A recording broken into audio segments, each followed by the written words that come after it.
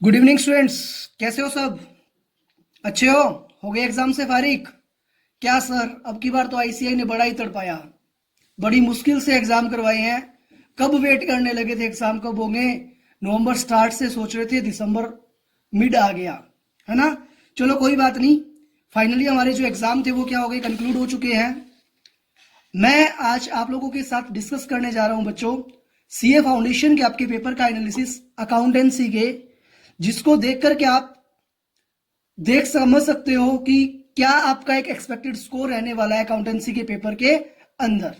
ठीक है, हम लोग आज रैपिडली क्या करेंगे, अकाउंटेंसी के पेपर का एक डिस्कशन करेंगे, जिससे आपको एक रफली आइडिया मिल जाएगा कि आपका क्या स्कोर रहने वाला है।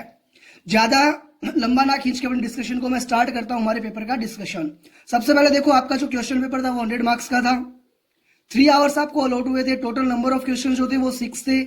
उन 6 क्वेश्चन में से आपका क्वेश्चन नंबर 1 जो था वो क्या था, कंपलसरी था। क्वेश्चन 1 के बाद जो रिमेनिंग आपके 5 क्वेश्चन थे उनमें से कोई भी 4 क्वेश्चन आपको अटेम्प्ट करने थे। जैसा कि आपको सभी क्लासेस के अंदर मैंने बताया कि जो क्वेश्चन आपके हैं, एक क्वेश्चन के जितने भी पार्ट हैं वो सारे पार्ट आपको एक जगह करने होते हैं। होपफुली आपने ये गलती नहीं करी होगी। चलो स्टार्ट करते हैं हम लोग। सबसे पहले आपका जो क्वेश्चन नंबर 1 है, जो कंपलसरी क्वेश्चन था, क्वेश्चन नंबर 1 का पार्ट जो ए है, ए पार्ट के अंदर आपसे 6 अलग अलग सब पॉइंट्स पूछे गए थे, जिसके अंदर आपको आंसर करना था ट्रू और फॉल्स के अंदर। पहला जो आपका क्वेश्चन है सर, देखो फर्स्ट क्वेश्चन क्या था, in case of admission of a new partner in a partnership firm the profit loss on revaluation account is transfer to all partners in their new profit sharing ratio. तो आपसे पूछा, आपको यह बताना था कि ये स्टेटमेंट जो है ट्रू है या फॉल्स है। अगर हम लोग एनालिसिस करें इसका, तो यहां पे देखो आपको बताया गया कि नया पार्टनर आ रहा है और आप रिवैल्यूएशन बना रहे हो। अगर न्यू पार्टनर की एंट्री के टाइम हम लोग रिवैल्यूएशन अकाउंट बनाते हैं, तो जो भी ओल्ड एडजस्टमेंट्स होते हैं वो सारे ओल्ड एडजस्टमेंट हम लोग कैसे करते हैं, ओल्ड पार्टनर्स के अंदर, ओल्ड रेशियो के अंदर करते हैं। इसलिए जो स्टेटमेंट आपका था ये क्या था, फॉल्स था। आपको लिखना था ये स्टेटमेंट क्या है, फॉल्स है, और रीजन क्या देना था, because these adjustments are made through old partners in their old profit sharing ratio. जो आपका पार्ट 2 था क्वेश्चन 1 का ए पॉइंट में, वो था in the balance sheet of X limited preliminary expenses amounting to ₹5 lakh and securities premium account of ₹35 lakhs are appearing. The accountant can use the balance in security premium account to write off preliminary expenses. तो जब आप लोग company law पढ़ते हो, वहां पे आपको बताया जाता है कि सिक्योरिटी प्रीमियम अकाउंट के क्या कुछ रेस्ट्रिक्टिव यूज होते हैं। उसके अंदर एक यूज बताया गया कि सिक्योरिटी प्रीमियम अकाउंट का जो यूज है वो प्रीमियम एक्सपेंसेस को राइट ऑफ करने में किया जा सकता है। उसी प्रोविजन को ध्यान में रखते हुए हम लोग ये लिखेंगे कि जो स्टेटमेंट है वो ट्रू है। अगर आपको सेक्शन पता है तो आप सेक्शन कोट कर सकते हो कंपनीज एक्ट का, सेक्शन 52 सब सेक्शन 2 जो था वो यहाँ पे आपका एप्लीकेबल हो रहा था। उसके बाद बात करें सर, अगर हम लोग आगे, जो आपका थर्ड पार्ट था इस क्वेश्चन का, उसके अंदर क्या दिया हुआ है, insurance claim received on account of plant and machinery completely damaged by fire is a capital receipt. हमें यहां पे देखना था कि क्या ये उस फर्म का रेगुलर ट्रांजैक्शन है या नहीं है। तो क्या एक फर्म, एक बिजनेस प्रोप्राइटर जो है वो डेली अपनी एसेट्स को जलाता है और उसका क्लेम रिसीव करता है? नहीं सर, ऐसा नहीं होता। तो फिर क्या है सर, ये एक्स्ट्रा ऑर्डिनरी आइटम था, इसके कारण इससे होने वाली रिसिप्ट जो है वो क्या होती है, कैपिटल रिसिप्ट होती है। तो ये जो स्टेटमेंट हमारा वो क्या रहेगा, वो स्टेटमेंट हमारा ट्रू रहेगा।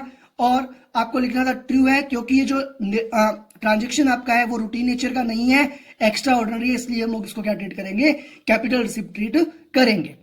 जो आपका पार्ट 4 था उसके अंदर पूछा गया, purchase of office furniture and fixtures of ₹2,500 has been debit to general expense account, it is an error of omission.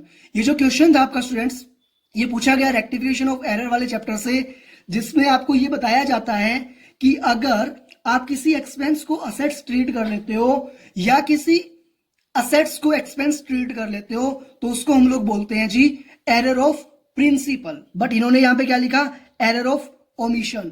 इसके कारण ये जो आपका स्टेटमेंट है वो क्या हो गया, फॉल्स हो गया। आपको लिखना था स्टेटमेंट क्या है, फॉल्स है। उसके बाद लिखना था in this case there is error of principle. और साथ में आप लिख के आते हो कि एरर ऑफ ओमिशन कब होता है, जब हम लोग किसी एंट्री को रिकॉर्ड करना भूल जाते हैं तो एरर ऑफ ओमिशन होता है। अगर आपने ये लिखा तो आपको 2 मार्क्स इस पर्टिकुलर पॉइंट के लिए अवार्ड किए जाएंगे।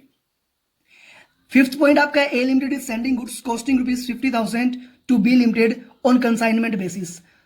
हम लोगों ने कंसाइनमेंट चैप्टर के अंदर ये देखा था कि अगर एक फर्म दूसरी फर्म को, एक पार्टी दूसरी पार्टी को गुड्स भेजती है तो वो सेल्स नहीं होती है। आगे क्या लिखा हुआ देखो, the accountant of A limited is of the opinion that these goods should be sent under a sale invoice. तो ये सेल्स नहीं है, तो इसके लिए सेल्स इनवॉइस सर इश्यू नहीं किया जाएगा। तो क्या इश्यू किया जाएगा, इसके लिए कंसाइनमेंट नोट जो है वो इश्यू किए जाते हैं, सेल्स इनवॉइस नहीं बनाया जाता क्योंकि एक्चुअल सेल्स नहीं होती। इसके कारण जो आपका ये स्टेटमेंट है वो क्या है, ये स्टेटमेंट आपका फॉल्स है।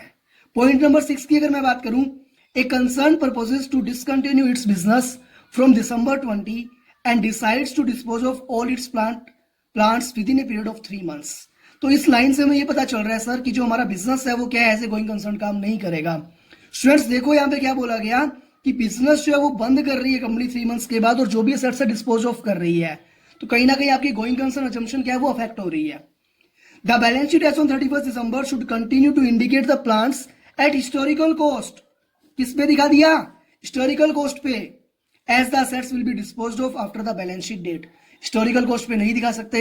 इस केस के अंदर आपको जो आपका अकाउंटिंग स्टैंडर्ड 10 है उसके अंदर यह बताया जाता है कि ऐसे आइटम्स को किस पे दिखाना होता है, हमें नेट रिलाइजेबल वैल्यू पे दिखाना होता है। रिलाइजेबल बेसिस पे क्या होता है, आपके बुक्स ऑफ अकाउंट्स प्रिपेयर किए जाते हैं इस केस के अंदर। ठीक है, ये हमारा डिस्कशन हुआ क्वेश्चन 1 के पार्ट ए के बारे में। नेक्स्ट जो आपका था वो था What services can be a chartered accountant provide to the society। 4 marks के लिए आपको ये क्वेश्चन पूछा गया था। तो देखो जो कुछ आप पढ़ रहे हो सिलेबस के अंदर वो सब चीजें आप लिख सकते हो। जैसे एक जो चार्टर्ड अकाउंटेंट होता है वो टैक्स कंसल्टेंट का काम करता है, एक सीए जो होता है वो ऑडिटिंग का काम करता है, एक सीए जो होता है वो अकाउंटिंग का वर्क करता है, एक सीए जो होता है वो जीएसटी का काम कर सकता है, अदर कंसल्टेंसी सर्विसेज जो है वो सब प्रोवाइड करता है। कोई भी 4-5 पॉइंट्स आप इसके अंदर लिख सकते थे। अगर आपने ये 4-5 पॉइंट्स लिखे हैं इसके अंदर तो आपको 4 मार्क्स अवार्ड किए जा सकते हैं। नेक्स्ट हमारा क्वेश्चन जो है क्वेश्चन 1 का part C, the following are some of the transactions of messrs Kamal and sons for the year ended 31 March 2020। You are required to make out their sales book. हमें क्या करना है, इनकी सेल्स बुक मंगानी है। सेल्स बुक क्या होती है, सब्सिडरी बुक्स होती है। सब्सिडरी बुक्स वाला चैप्टर आप लोग स्टूडेंट्स स्लाइटली लेकर के जाते हो। जब आपको क्लासेस के अंदर ये बताया गया था उस क्लास में आपको अच्छे से बताया मैंने कि अगर हम लोग क्या करते हैं, सब्सिडरी बुक्स की बात करते हैं, सब्सिडरी बुक्स के अंदर केवल वो ट्रांजैक्शंस रिकॉर्ड किए जाते हैं जो, अगर मैं बात करूं सेल्स बुक की, तो सेल्स बुक के अंदर केवल और केवल क्रेडिट सेल्स के जो ट्रांजैक्शंस है वो रिकॉर्ड किए जाएंगे। उसके अलावा अगर आपने और कोई आइटम बेचा तो वो भी इसके अंदर रिकॉर्ड नहीं होगा गुड्स के अलावा, और अगर आपने कोई ट्रांजेक्शन कैश में किया तो वो भी रिकॉर्ड नहीं होगा। इसके अकॉर्डिंग जो आपका पॉइंट नंबर 1 है वो देखो क्या है, sold to messrs Ashok and Mukesh on credit 40 shirts at the rate 900 per shirt, 30 trousers at the rate 1000 per trouser less trade discount. केवल इस एक फर्स्ट पॉइंट की एंट्री आपको करनी थी। सेकंड पॉइंट में आपको लिखना था कि क्योंकि ये जो ट्रांजेक्शन है वो सेल ऑफ ओल्ड फर्नीचर का है और फर्नीचर की सेल जो है वो कंपनी का गुड्स नहीं है, इसलिए सेल्स बुक में नहीं आएगा। और थर्ड पॉइंट के लिए आपको लिखना था कि बिकॉज इस क्वेश्चन के अंदर क्या है, ये जो हमारा ट्रांजेक्शन है सेल ऑफ शर्ट्स का वो कैश के अंदर है, इसलिए हम लोग उस ट्रांजेक्शन को यहां पे कवर नहीं करेंगे। ठीक है सर, ये हमारा डिस्कशन हुआ बच्चों किसके बारे में, क्वेश्चन नंबर 1 के बारे में। अब मैं डिस्कशन पे आता हूं क्वेश्चन नंबर 2 के। क्वेश्चन नंबर 2 का जो आपका ए पार्ट है वो 10 मार्क्स के लिए पूछा गया। क्वेश्चन किससे रिलेटेड था, बीआर से रिलेटेड था, बिल्स ऑफ जो आपका बैंक रिकंसिलिएशन स्टेटमेंट है उससे रिलेटेड था। क्या पूछा देखो, क्या गिवन आपको, on 31 March 2020 Mahesh cash book show A debit overdraft of rupees 98,700। On comparison he finds the following. जब हमने कंपेयर किया किसका किससे, कैश बुक का पासबुक के साथ, तो क्या पता चला, out of the total cheque of rupees 8,900 issued on 27 March, one cheque of rupees 7,400 was presented for payment on 4 April. Cheque हमने इशू किया है बट प्रेजेंट कब हुआ, अप्रैल के अंदर, नेक्स्ट मंथ में जाकर के। जैसे आपने चेक इशू किया आपने कैश बुक का बैलेंस क्या कर दिया होगा, कम कर दिया होगा। तो अब क्या करोगे, 7,400 को आप क्या करोगे, पॉजिटिव आइटम के जैसे दिखाओगे भी। अगर आपने कैश बुक का ओवरड्राफ्ट बैलेंस माना है तो उसको हमने क्या मान लिया, उसको मैं नेगेटिव बैलेंस मान करके चलता हूं। तो ये हमारा कैश बुक का बैलेंस कौन सा हो गया, ये सर हमारा 8,900 इसमें से लेस होएगा। कैश बुक का पॉजिटिव आइटम है, जो हमें ओवरड्राफ्ट बैलेंस दिया उससे हमें लेस करना था इस पर्टिकुलर आइटम को। आगे देखते हैं, and the cheque other cheque of 1,500 handed over to the customer. Customer की जगह यहां पे क्या आना चाहिए था, सप्लायर आना चाहिए था, क्योंकि हम लोग कस्टमर को चेक क्यों देंगे भाई। तो मेरा मानना यह है कि यहां पे सप्लायर आना चाहिए था was returned by him, उसने हमें रिटर्न कर दिया, and in lieu of that a new cheque of the same amount was issued. Cheque हमने नया इशू कब किया है? अप्रैल में इशू किया है। पहले वाला चेक हमने क्या कर रखा, उसका बैलेंस हमने कम कर दिया, बट पासबुक से कम नहीं हुआ, इसलिए 1500 भी आपके क्या होंगे, एड बैक किए जाएंगे। टोटल 8900 रुपीज आपका एज ए पॉजिटिव आइटम क्या होगा, इस ट्रांजेक्शन के अंदर आपको लिखना था। सेकेंड पॉइंट क्या है, out of total cash and cheques of rupees 6800 deposit into bank. आपने 6800 रुपीज का डिपॉजिट करवाए थे कहां, बैंक के अंदर, तो 6800 रुपीज आपके जैसे आपने डिपॉजिट करवाए, कैश बुक का बैलेंस आपने बढ़ा दिया। 2600 वॉज क्लियर ऑन 3rd अप्रैल। 2600 रुपए के जो चेक है वो आपके नेक्स्ट मंथ में क्लियर हुए हैं, और एक चेक जो 500 का वो बैंक ने रिटर्न कर दिया आपको 4th ऑफ अप्रैल को। 3100 रुपीज का जो आपका बैलेंस है वो आपने कैश बुक में गलत बढ़ा दिया था, और हम लोग कैश बुक लेकर के बैठे हैं, इसलिए आइटम हमारा क्या होगा, जो भी ओपनिंग बैलेंस दिया उसके अंदर ऐड हो जाएगा, और इसको हम लोग शो करेंगे as a negative item. Next जो हमारा केस है वो है bank charges rupees 35 and bank interest 2860 charge by bank appearing in the passbook are not yet recorded in cash book. तो ये ट्रांजेक्शन आपका भाई पहले रिकॉर्ड कहां हो गया बच्चों, ये ट्रांजेक्शन आपका पहले रिकॉर्ड हो गया पासबुक के अंदर, और अभी तक कैश बुक में हमने कोई एंट्री नहीं करी है। अगर हमने कैश बुक में एंट्री नहीं करी है और हम लोग कैश बुक लेकर के बैठे हैं, तो इसका इफेक्ट हमें कैश बुक में डालना पड़ेगा। ये पर्टिकुलर आइटम आपका नेगेटिव आइटम बनेगा, और जो ओपनिंग बैलेंस उसके अंदर क्या होगा, ऐड हो जाएगा। इसी तरीके से नेक्स्ट आपका क्या है, cheque deposit in his another account 1550 wrongly credit in his bank account by the bank। Bank ने 550 रुपीज आपके बैंक अकाउंट पासबुक के अंदर क्रेडिट कर दिए, बट आपने कैश बुक के अंदर अभी तक उसकी कोई भी एंट्री नहीं करी है। तो अब आप क्या करोगे, इसके लिए हमें हमारा जो कैश बुक का बैलेंस है वो कैश बुक का बैलेंस सर चेंज करना पड़ेगा। कैश बुक के बैलेंस को हम लोग क्या करेंगे, इंक्रीज कर देंगे कितने रुपीज से, 1550 से। जो ओपनिंग बैलेंस दिया इसी आइटम क्या हो जाएगा, आपका डिडक्ट हो जाएगा। नेक्स्ट है आपका point number 5, a cheque of rupees 800 drawn on his account was wrongly debit in another bank by the bank.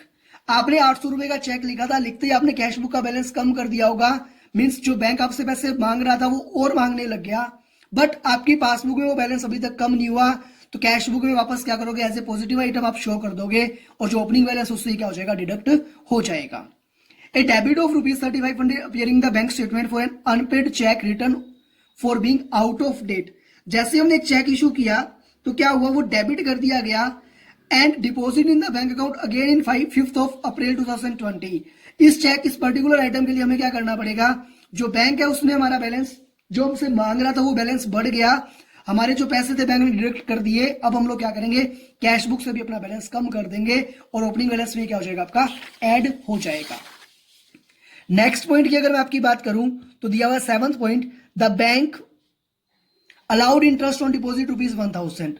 Bank ने 1000 रुपए आपके अकाउंट के अंदर क्रेडिट कर दिए, तो आप भी क्या करोगे, कैश बुक के अंदर इसको 1000 रुपीज पॉजिटिव आइटम के जैसे शो कर दोगे।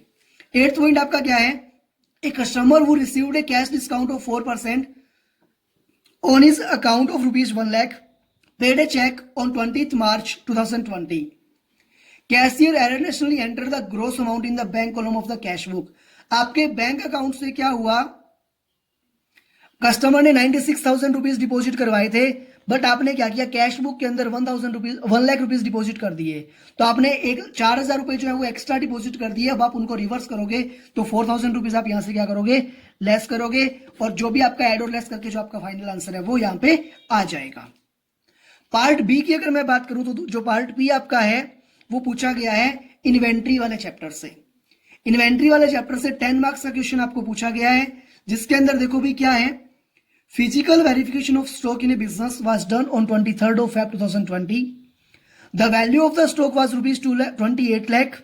The following transactions took place from 23rd Feb to 29th Feb 20। आपने वो क्लोजिंग स्टॉक का वेरिफिकेशन पहले ही कर लिया, आगे कुछ एडजस्टमेंट्स दिए हुए हैं। लास्ट में देखते हैं, पहले कैलकुलेट क्या करना है, determine the value of stock on 29th Feb 2020। आपको क्लोजिंग स्टॉक की वैल्यू निकालनी है, तो हम लोग केवल जो डिस्कशन कर रहे हैं हमारा वो क्लोजिंग स्टॉक के अकॉर्डिंग कर लेते हैं। फर्स्ट पॉइंट क्या है, out of the goods Saint on consignment goods at cost worth 2,30,000 were unsold. 2,30,000 के गुड्स आपके पास अभी भी क्या है, अनसोल्ड पड़े हैं। तो ये जो पर्टिकुलर आइटम है वो क्या होगा, आपका ऐड कर दिया जाएगा क्लोजिंग स्टॉक के अंदर, क्योंकि जब हम लोग इन्वेंट्री वाला चैप्टर पढ़ते हैं तो वहां पे आपको अच्छे से बताया गया है कि अगर कोई गुड्स आपका जो है वो कस्टमर के पास पड़ा है तो उसको आप लोग कैसे ट्रीट करोगे, उसको आप क्लोजिंग स्टॉक के जैसा अपना क्लोजिंग स्टॉक मान के ट्रीट करोगे। इस कारण ये जो आपके 2,30,000 है, ये आपके क्या, ये जो आपका ट्रांजेक्शन है उसके अंदर स्टॉक की वैल्यू में आप क्या कर दोगे, ऐड कर दोगे इस पर्टिकुलर ट्रांजेक्शन की वैल्यू को। सेकेंड पॉइंट क्या हमारा, purchase of rupees 3 lakh were made out of which goods worth 1,20,000 were delivered as on 5th of March 20। हमने कोई परचेज करी थी 3 लाख की, जो परचेज जाहिर सी बात हमने कब की होगी, 23 फरवरी की बाद की होगी। उसमें से 1,20,000 का गुड्स हमें रिसीव कब हुआ, नेक्स्ट मंथ मार्च में जाकर के रिसीव हुआ है। तो उसको लिए हम लोग कुछ नहीं करेंगे, हम लोग अपना जो स्टॉक है वो कितने से इंक्रीज करेंगे, 3 लाख माइनस 1,20,000, 1,80,000 रुपीज के लिए आपको अपना एडजस्टमेंट करना है। पॉइंट नंबर 3 क्या करें, sales for rupees 13,60,000 which includes goods worth rupees 3,20,000 send on approval. हमने सेल्स करी अभी 13,60,000 की, उसमें से 3,20,000 का किस पे, सेंड ऑन अप्रूवल पे है। तो अगर हमें इन्वेंट्री के लिए पूरा ट्रेडिंग अकाउंट बनाना तो हम लोग इस आइटम को सेल्स में से लेस करते हैं, बट हमें क्या करना है, क्लोजिंग स्टॉक की वैल्यू निकालनी है, तो हम लोग इसको इग्नोर कर सकते हैं। क्या बोल रहा है, देखो half of this goods were return, 3,20,000 में से हाफ गुड्स 1,60,000 का गुड्स आपके पास क्या आ गया, रिटर्न आ गया बिफोर 29 Feb 20। तो ये तो हमारे क्लोजिंग स्टॉक की वैल्यू में इंक्लूड हो गया होगा, but no information is available regarding the remaining. तो बाकी जो 1,60,000 का गुड्स बच गया उसके लिए आपके पास कोई इन्फॉर्मेशन नहीं है, उस गुड्स को आप क्या करोगे, ऐड कर दोगे अपनी क्लोजिंग स्टॉक के वैल्यू के अंदर। पॉइंट नंबर 4 क्या है, goods are sold at cost plus 25%। जैसे इन्होंने ये बात लिखी goods are sold at cost plus 25%, तो जो पॉइंट नंबर 1 और 3 है वहां पे क्या है, मेरे पास अनसोल्ड गुड्स दिया हुआ है, और फर्स्ट पॉइंट पे गुड्स एट कॉस्ट दिया हुआ है, तो वहां पे हमें इसका कोई एडजस्टमेंट नहीं करना। सेकंड वाले में परचेज की वैल्यू दी है तो यही वैल्यू आएगी, बट थर्ड वाला जो हमारा पॉइंट था, जो हमने गुड्स की वैल्यू निकाली 1,60,000, उसमें से हम लोग क्या करेंगे, 20% लेस कर देंगे। सर 20% लेस क्यों किया, क्योंकि आपको जो वैल्यू गिवन है वो कौन सी दी है, सेल वैल्यू दी हुई है। प्रॉफिट ऑन कॉस्ट 25% है, तो प्रॉफिट ऑन सेल्स कितना होगा, 20% होगा। यही मानते हो हम लोग क्या करेंगे, इस 1,60,000 माइनस 20%, 1,28,000 हम लोग क्या करेंगे, क्लोजिंग स्टॉक की वैल्यू में ऐड कर देंगे। However goods costing 2,40,000 had been sold for 1,50,000। इसका आपको कुछ करने की जरूरत है सच नहीं थी। Determine the value of stock on 29 Feb 2020। Lottery question था, लड्डू क्वेश्चन था आपका 10 नंबर के लिए, जिसमें कुछ भी ज्यादा आईसीआई ने आपसे नहीं पूछा। अगर आपने थोड़ा सा भी इन्वेंट्री की प्रैक्टिस करी है तो इजीली आप इस क्वेश्चन को सोल्व कर सकते थे। नेक्स्ट आता है स्टूडेंट्स हमारा क्वेश्चन नंबर 3। क्वेश्चन नंबर 3 का part A.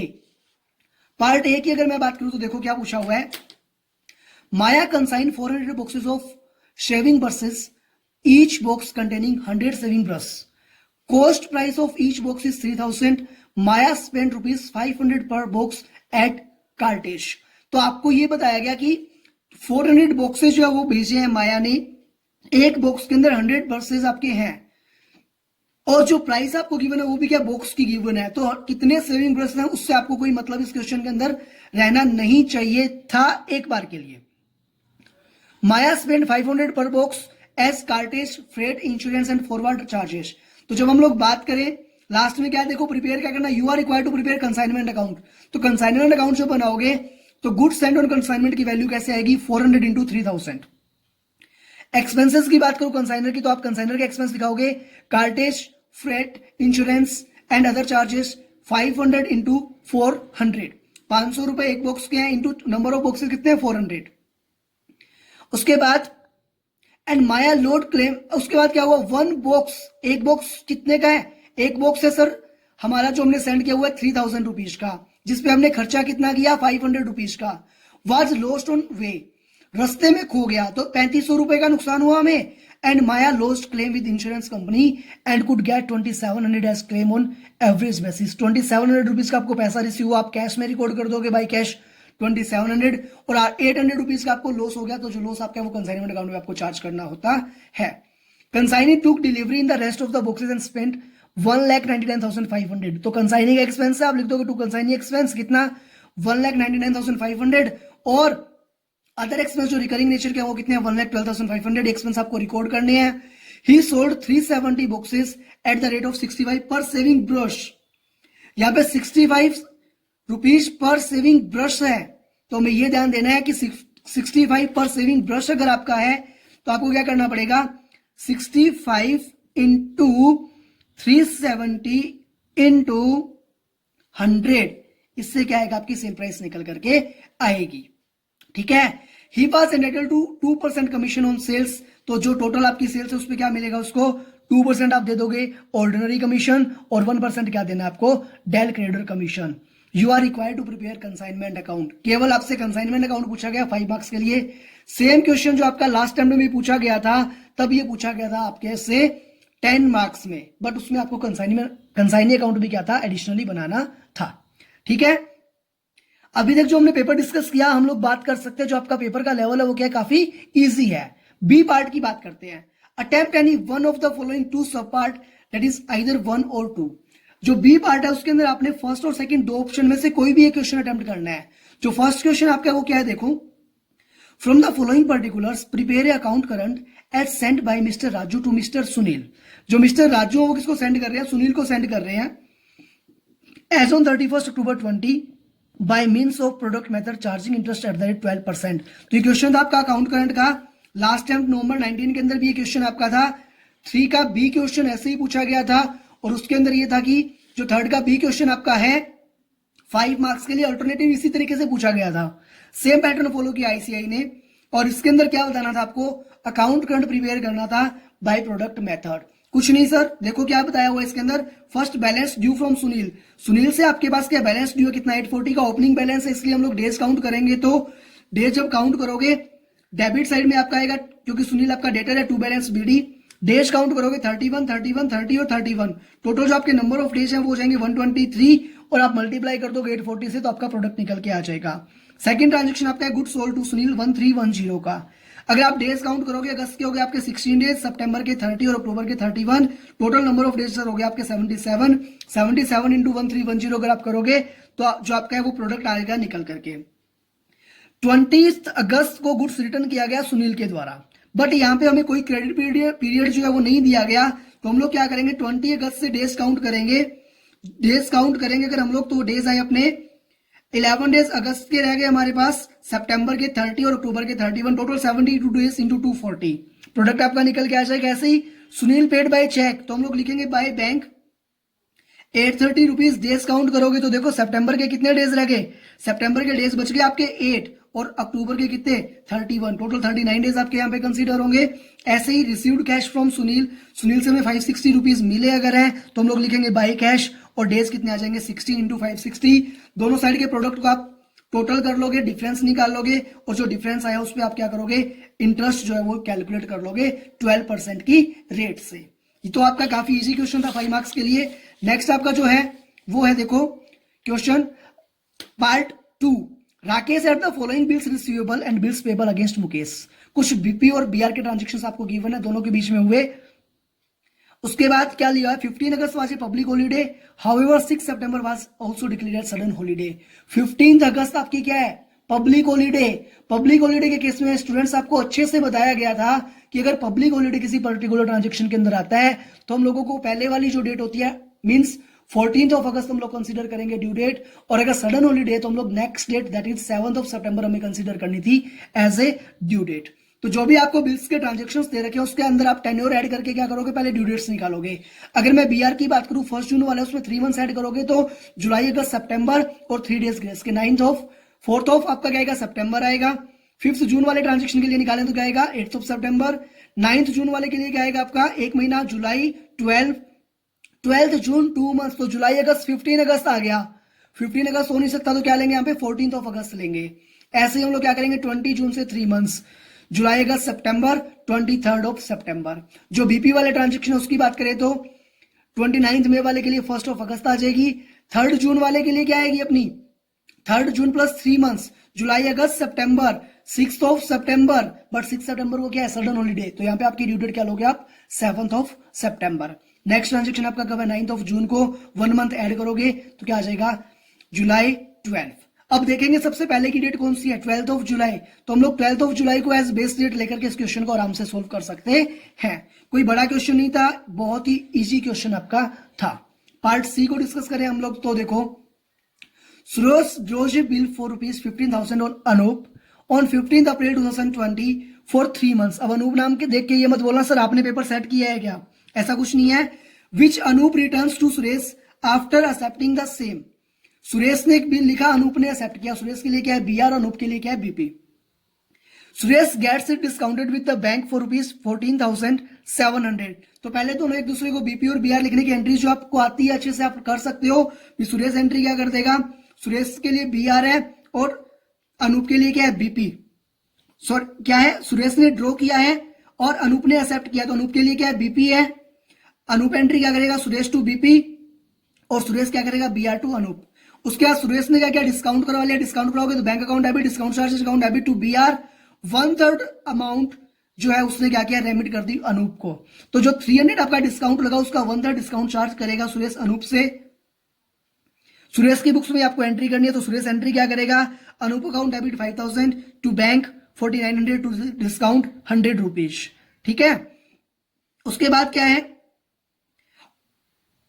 On the due date Suresh fails to remit the amount due to Anoop but he received a bill of ₹17,500 for 3 months which Anoop discount for 17,100। Suresh ने क्या हुआ, ड्यू डेट पे अनूप जो था वो पैसा जो पैसा है वो अमाउंट ड्यू था वो दे नहीं पाया, तो उसने एक बिल एक्सेप्ट कर लिया।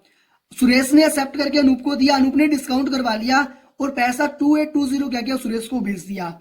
तो देखो सुरेश को कितने पैसे पहले अनूप को भेजने थे, अगर हम लोग देखें 9800 रुपीज पहले से इनका एडजस्टमेंट चल रहा था प्लस 2825 का, दोनों जोड़ करके जो प्रोपोर्शनल डिस्काउंट आएगा वो चार्ज किया जाएगा। Before the maturity of renewed bill Suresh becomes insolvent. Suresh insolvent हो गया, only 50% was realised from his estate. तो ऐसे सेम क्वेश्चन आपने क्या है स्टडी मैट के अंदर बहुत सारे डिस्कस किए हुए हैं आपने। सिमिलर क्वेश्चन आपका था, केवल वैल्यू जो थी वो चेंज करी हुई थी, बाकी इस क्वेश्चन के अंदर ऐसा कुछ खास नहीं था। नेक्स्ट अपना क्या है, पार्टनरशिप का क्वेश्चन दिया हुआ आपको, क्वेश्चन नंबर 4 पार्ट जो आपका है वो ए 10 मार्क्स के लिए क्वेश्चन पूछा गया था अभी। Messrs TB is a partnership firm with the partners कौन कौन है, A B and C, sharing profit and losses in the ratio of, किस रेशियो में प्रॉफिट लॉस शेयर कर रहे हैं भाई ये लोग, ये प्रॉफिट और लॉस शेयर कर रहे हैं 3:5 के अंदर। The balance sheet of the firm as on 30 June 20 was as under. Balance sheet में गिवन है, देखो ए की बी की और सी की कैपिटल आपको गिवन है, long term loan, bank overdraft और ट्रेड पेबल्स। इधर असेट साइड की बात करूं तो land, building, plant and machinery, investment, inventory और ट्रेड रिसीवेबल्स। कोई एडजस्टमेंट ऐसा नहीं है जिसका एडजस्टमेंट आपको पार्टनर कैपिटल के अंदर करना हो या कुछ डिस्ट्रीब्यूट करना हो या कोई इंटेंजिबल असेट्स के रिगार्डिंग कोई भी आपको एडजस्टमेंट दिया हुआ नहीं है इस पर्टिकुलर क्वेश्चन में। It was mutually agreed that B will retire from partnership and in his place D will admit as a partner with effect from 1 July 20। एक पार्टनर जा रहा है और दूसरा आ रहा है, तो पहले हम लोग जो पार्टनर जा रहा है उसको बेचने की तैयारियां करेंगे, जब वो पार्टनर चला जाएगा उसका सारा ट्रीटमेंट हो जाएगा, उसके बाद हम लोग कंसीडर किसको करेंगे, न्यू पार्टनर की एंट्री को हम लोग कंसीडर करते हैं। ऐसा क्वेश्चन आपने अगर +2 में अच्छे से किया हो तो +2 की बुक्स के अंदर भी आपने ऐसे क्वेश्चन की प्रैक्टिस करी हुई है। पॉइंट नंबर ए क्या है, देखो goodwill of the firm is to be valued at ₹3 lakh due to the firm's location advantage but the same will not appear as on assets in the books of reconstituted firm। जो firm की goodwill है वो कितनी है, 3 lakh rupees है, but उसको आपको books के अंदर शो नहीं करना। तो क्या करोगे, जब जो ओल्ड पार्टनर जा रहा है तब तो आप क्या करोगे, रिटायरिंग पार्टनर को दे दोगे, है ना। जब हम लोग ओल्ड पार्टनर जा रहे हैं तो क्या करेंगे, रिटायरिंग पार्टनर को उसका शेयर दे देंगे, और जब नया पार्टनर आ रहा है तो नया पार्टनर जब आएगा तो हम लोग क्या करेंगे, नए पार्टनर से उसका शेयर हम लोग चार्ज कर लेंगे, एडजस्टमेंट जो हम लोग पास कर सकते हैं। या जब नया ओल्ड पार्टनर जा रहा है तब हम लोग गुडविल अकाउंट क्या करेंगे, पार्टनर्स के प्रॉफिट शेयरिंग जो भी रेशियो है सैक्रिफाइसिंग और गेनिंग वाला, उस रेशियो के अंदर आप क्या करोगे, उसको एडजस्ट कर दोगे। पॉइंट नंबर 2 क्या है, building and plant and machinery are to be valued at 95% and 80% of the respective balance sheets. तो रिवैल्यूएशन आप कर सकते हो, बैलेंस शीट वैल्यूज का क्या किया, 95 और 80% किया, तो इनकी वैल्यू कम करिए, डेबिट साइड में आप लिख दोगे रिवैल्यूएशन के। इन्वेस्टमेंट पार्टनर लेके चला गया 46,000 में, बट थे कितने के इन्वेस्टमेंट थे सर हमारे क्वेश्चन के अंदर 42,000 के, और पार्टनर 46 में ले गया तो 4,000 का आपको प्रॉफिट हो गया। रिवैल्यूएशन के अंदर दिखाना है और पार्टनर कैपिटल में कितना दिखाओगे, 46,000 ही दिखाओगे। ट्रेड रिसीवेबल्स क्या है, 80% 85% गुड है, तो उसका इफेक्ट आपको रिवैल्यूएशन के अंदर डालना था। In the reconstitution form the total capital will be ₹4 lakh which will be contributed by A, C and D in their profit sharing ratio 3:4:3 के रेशियो में क्या करना था आपको, कैपिटल जो है न्यू पार्टनर की वो रखनी है। कैपिटल एडजस्टमेंट का आपका एक छोटा सा पॉइंट यहाँ पे डाला हुआ था। तो जो न्यू कैपिटल आएगी 4 लाख को आप क्या करोगे, फर्स्ट क्या आ जाएगी 120 ए की, सी की आ जाएगी 160 और डी की कितनी आ जाएगी 120। The amount due to retiring partner shall be transfer to his loan account. तो जो बीस कैपिटल टू कैश नहीं करना, वहां पे क्या करोगे, बीस कैपिटल जो बनाओगे उसके अंदर लिख दोगे to B's loan account. You are required to prepare evaluation account and partners capital account. Accounts are reconstitute along with your workings. तो जो नेसेसरी वर्किंग नोट्स थे वो सब आपको देने थे और ये क्वेश्चन आपको करना था। काफी इजी क्वेश्चन था। पार्टनरशिप की अगर मैं बात करूं तो बैलेंस शीट इन्होंने आपसे यहां पे नहीं पूछी, केवल और केवल आपसे पूछा क्या, रिवैल्यूएशन और पार्टनर कैपिटल अकाउंट। जो बी पार्ट आता है देखो सर, वो किस चीज का है, from the following balances and particulars of as college.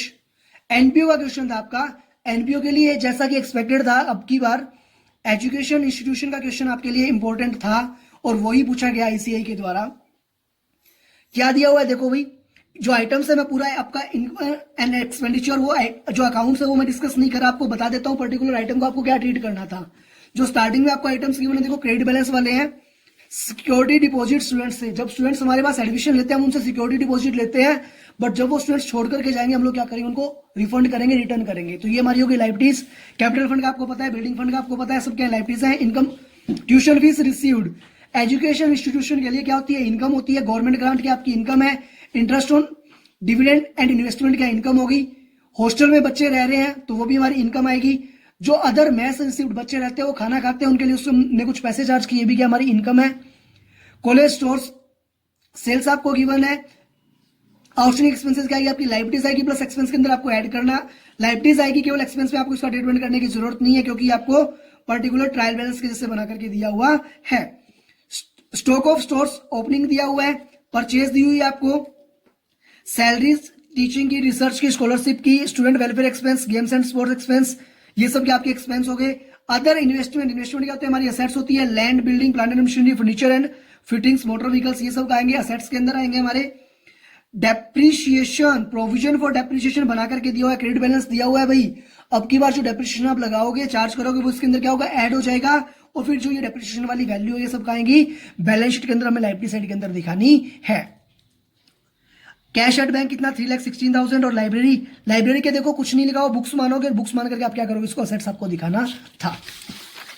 Adjustment में क्या दिया हुआ, materials and supplies consumed. Teaching, research, student welfare, games और स्पोर्ट्स ट्रीटमेंट आपको पता है। एक्सपेंस कैसे चार्ज करना है। ट्यूशन फीस रिसीवेबल, तो क्या आपकी रिसीवेबल अभी मिली नहीं है और एडजस्टमेंट के अंदर है तो असेट्स आएगी ना आपकी। असेट्स आने के साथ साथ क्या करना है, जो भी इफेक्ट आपको रिसीवेबल्स है ट्यूशन फीस के अंदर ऐड करना पड़ेगा। Store selling price are fix to give a net profit of 15%। तो इससे आपको निकालना पड़ेगा कि जो हमारे पास ओपनिंग स्टॉक है, क्लोजिंग स्टॉक हम लोग यहां से इंफॉर्मेशन क्लोजिंग स्टॉक की हमें गिवन नहीं थी। क्लोजिंग स्टॉक आप यहां से क्या कर सकते हो, कैलकुलेट कर सकते हो। प्रॉफिट की इंफॉर्मेशन आपने इन्होंने आपको दे दी। सेल्स की वैल्यू आपके पास है तो आप इसको सोल्व कर सकते थे आराम से। Depreciation is provided on straight line basis, आपको डेप्रिसिएशन चार्ज करना था यहाँ पे सिंपली। तो थोड़ा सा लेंथी क्वेश्चन जरूर था बट डिफिकल्ट नहीं था। आगे चलते हैं हम लोग क्वेश्चन नंबर 5 के पार्ट ए पे। Messrs applied laboratories were unable to agree the trial balance as on 31st March 20 and have raised a suspense account for the difference। जो ये मेसर्स एल लेबोरेटरी है, इनका क्या हुआ, इन्होंने अपनी ट्रायल बैलेंस मिलाई बट मैच नहीं हो रही, सस्पेंस अकाउंट ओपन करके छोड़ दिया। तो पता चल रहा है ये हमारा क्वेश्चन क्या है, ये क्वेश्चन है हमारा रेक्टिफिकेशन का। और लास्ट में क्या करना है, you are required to pass journal entries to rectify the above mistakes. तो आपको एंट्रीज पास करनी थी। जो एक आपके मन में डाउट आता है कि एंट्रीज करनी है स्टेटमेंट लिखना है, वो डाउट आईसीआई ने क्लियर कर दिया कि क्या करो, एंट्रीज पास कर दो आप। फर्स्ट ट्रांजेक्शन क्या था, रिपेयर में during the year were wrongly debit to building. Repair करवाई थी आपने, क्या किया, बिल्डिंग में डेबिट कर दी wrongly. Repairs made during the year were wrongly debit to the building. तो अब आपको क्या करना है, बिल्डिंग में डेबिट कर दी तो बिल्डिंग को कर दो क्रेडिट और डेबिट किसको कर दोगे, रिपेयर को। एंट्री बनेगी आपकी repair account debit to building. Second आपका है additions of the freight column in purchase journal was short. Purchase journal में फ्रेट कॉलम का जो आपका है वो क्या रह गया, शॉर्ट रह गया। तो फ्रेट आपका कम गया होगा टोटल फ्रेट का एक्सपेंस के अंदर। अब आप पास करोगे entry freight account debit to suspense account. Goods to the value of 1050 return by a customer Rani and company had been posted. Posted का मतलब आपने लेजर के अंदर गड़बड़ करी है भाई, to the debit of Rani and company. आपने एंट्री करनी थी sales return account debit to Rani, but हमने क्या किया, रानी के अकाउंट को गलती से डेबिट कर दिया। तो सेल्स रिटर्न हमें डेबिट करना चाहिए था, वो हमने नहीं किया, अब हम लोग कर देंगे। But posted on the debit of Rani account, देखो गड़बड़ का है, रानी के अकाउंट में आपने डेबिट पोस्ट करना भूल गए तो सेल्स रिटर्न आपने सही किया होगा, गड़बड़ का है केवल रानी अकाउंट में। रानी अकाउंट आपको क्रेडिट करना था, आपने डेबिट कर दिया। अब क्या करेंगे, हम एंट्री पास कर देंगे suspense account debit to Rani and company, कितने से 2100 रुपीज से।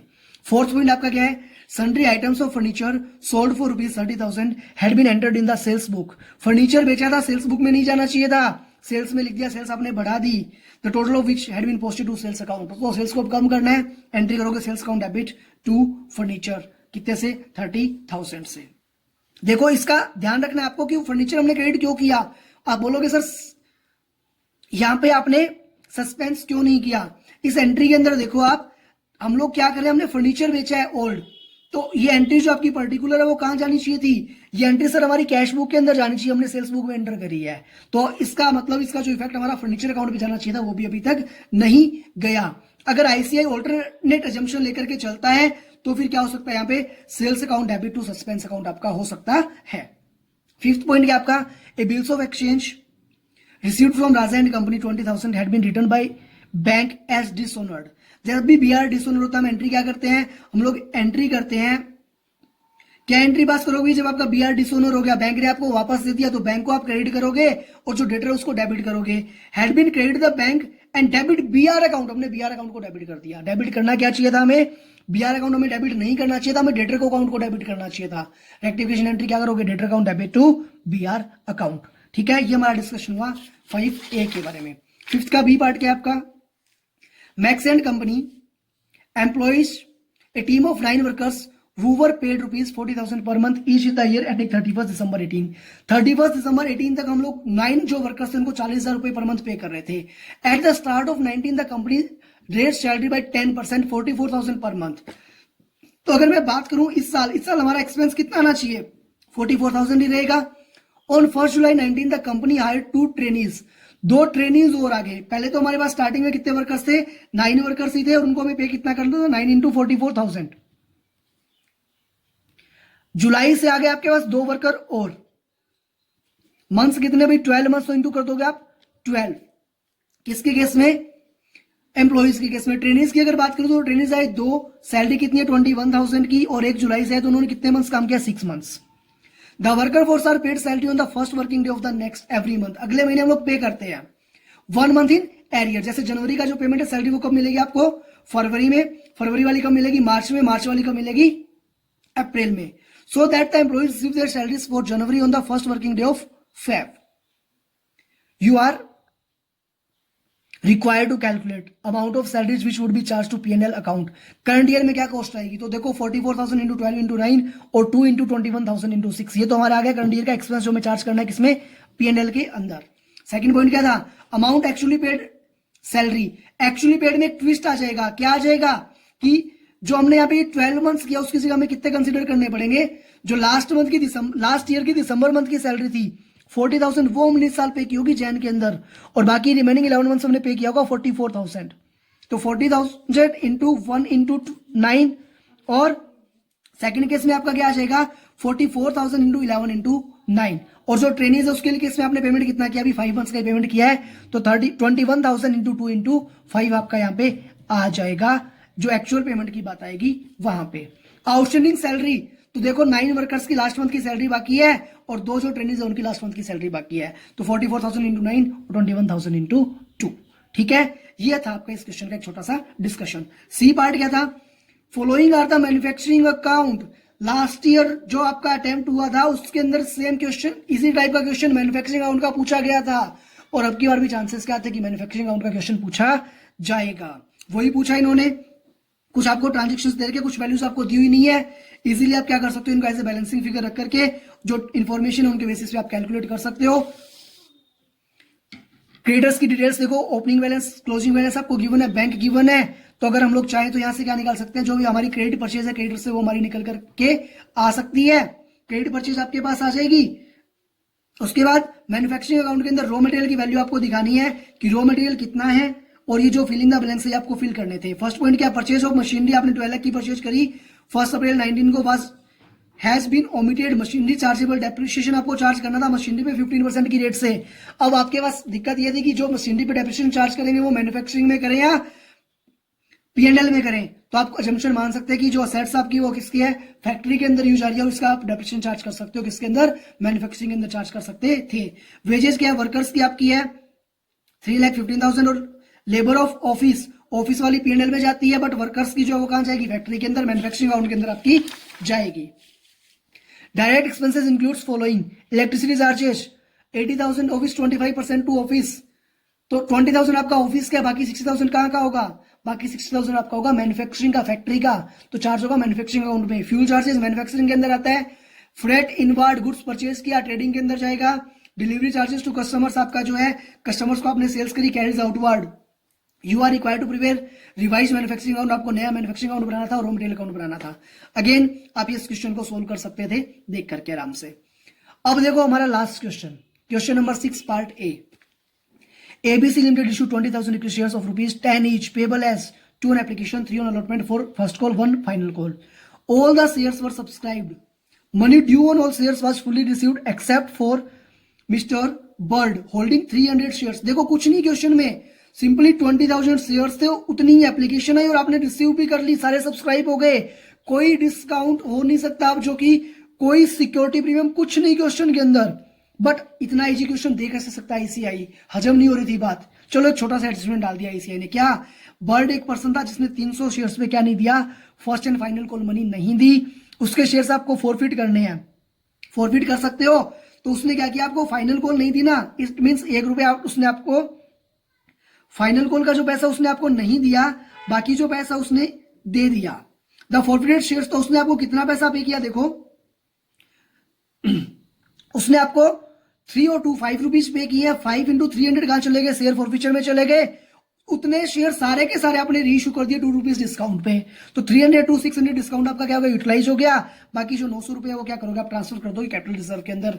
यकीन नहीं आता कि आईसीआई ने इस क्वेश्चन को 10 नंबर में पूछ कैसे लिया, इतना इजी क्वेश्चन था। चलो आपके लिए लॉटरी थी, अच्छी बात है, पेपर इजी था इसलिए।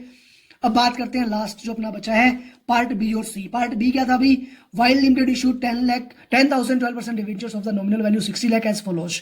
वेंडर्स आपने असेट्स परचेज कर दी 13 लाख की और डिवेंचर्स आपने इशू कर दिए 15 लाख के। तो असेट्स टू वेंडर जो आपकी एंट्री होती है वो कितने से करोगे, 13 लाख से, और जब वेंडर को डिवेंचर इशू करोगे तो वेंडर अकाउंट डेबिट कितने से, 13 लाख से।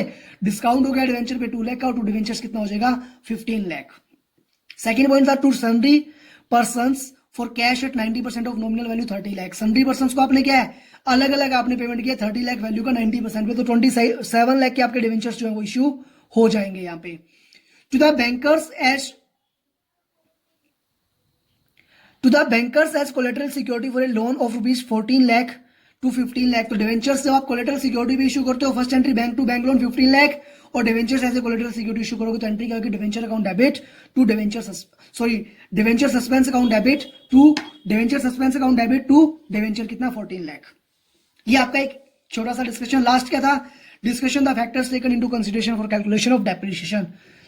डेप्रिसिएशन जब आप कैलकुलेट करते हो कौन कौन से फैक्टर्स आपके माइंड के अंदर रहने चाहिए, तो आपको बताया गया था क्लास के अंदर भी, क्या जब हम लोग डेप्रिसिएशन चार्ज करते हैं, असेट्स की कॉस्ट कितनी है वो हमें आने माइंड में होनी चाहिए, स्क्रैप वैल्यू कितनी है, साल्वेज वैल्यू कितनी है वो, और असेट्स की जो लाइफ क्या है वो अगर हमें पता हो तो हम लोग आराम से इन फैक्टर्स को ध्यान में रखते हैं जब भी हम लोग क्या करते हैं, कैलकुलेट करते हैं वैल्यू किसकी, असेट्स की, डेप्रिसिएशन चार्ज करने के लिए। तो ये फैक्टर्स हमारे माइंड के अंदर रहने जरूरी होते हैं। ये था स्टूडेंट्स आपका डिस्कशन अबाउट अकाउंटेंसी पेपर। उम्मीद करता हूं आप ये एनालिसिस करने के बाद जज कर पाओगे आपका स्कोर क्या रहने वाला है, और उसके अकॉर्डिंग आप अपने जो नेक्स्ट प्लान्स है वो आप कर सकते हो। चलो एंजॉय करो, आप लोग फ्री हो चुके हो, एनालिसिस अपना अच्छे से देखो, और उसके बाद जल्दी आप डिसीजन लो अपने सी एंटर की कोचिंग्स के रिगार्डिंग। जो भी आपके डिसीजंस है वो आप देखें। कोई आपको प्रॉब्लम अगर आप फेस कर रहे हो, आप कमेंट सेक्शन के अंदर मेरे से पूछ सकते हो, कोई दिक्कत आपको नहीं है, आप मुझे अपना बड़ा भाई समझ करके जब भी आपको गाइडेंस की जरूरत हो आप मुझसे कॉन्टेक्ट कर सकते हो यूट्यूब चैनल के थ्रू। अदरवाइज जो मैं आपको मेरे कॉन्टैक्ट नंबर प्रोवाइड कर दूंगा, टेलीग्राम चैनल जो आप वहां से मुझसे पूछ सकते हो। मिलते हैं नेक्स्ट लेक्चर के अंदर आपके साथ, तब तक के लिए bye bye, good day, enjoy करो आप अपना जो आप पेपर फ्री हुए हैं उसको आप अब एंजॉय करो, 2-3 दिन खूब सारी मस्तियां करो, उसके बाद फिर हम लोग वापस से सोचेंगे पढ़ने के बारे में। ठीक है, बाय बाय, गुड डे।